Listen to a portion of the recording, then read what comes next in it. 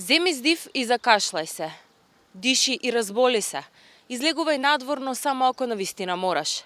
Македонските граѓани имаат луксус да дишат релативно чист воздух помалку од 120 денови во годината. Во останатите денови воздухот е отровен и сериозно влијае врз нашето здравје. Дури 5560 наши сограѓани во 2021 година прерано починале поради аерозагадувањето. Но ова не е доволен аларм за надлежните. Претениците на владеачкото мнозинство гласаа против сите амандмани на буџетот за 2024 година за намалување на аерозагадувањето. Од вкупниот буџет во висина од 5,5 милиарди евра за конкретни мерки за намалување на загадувањето не е одвоен ниту денар, алармираат невладините организации.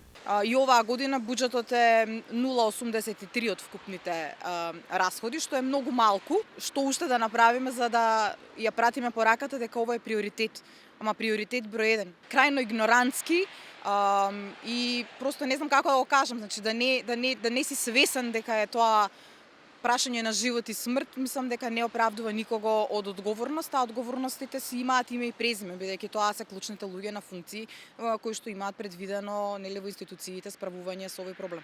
Македонија нема ниту краткорочна, ниту долгорочна стратегија за решавање на овој проблем, а надлежните си ја префрлаат одговорноста од едни на други, без притоа никој да одговара за последиците од непревземањето на конкретни мерки. Самата министерка на мое големо изненадување не беше запознаена е дека Државниот завод за статистика секоја година вади проценка колку се собрани даноци за еколошки такси. Таа бројка на собрани даноци за еколошки такси, значи кои што може да се вратат назад во системот и да се поработи со нив на терен, како мерки со кои што ќе може да се намали загадувањето, е некаде за 2021 околу 230 милиони евра. Ние немаме никакво враќање назад за за потребите за кои што тие се собрани. Значи мора да постои човечка, а со тоа и некаква кривична одговорност да можете да направите нешто, а вие свесно да одлучите тоа да не го правите. Значи да не спречите да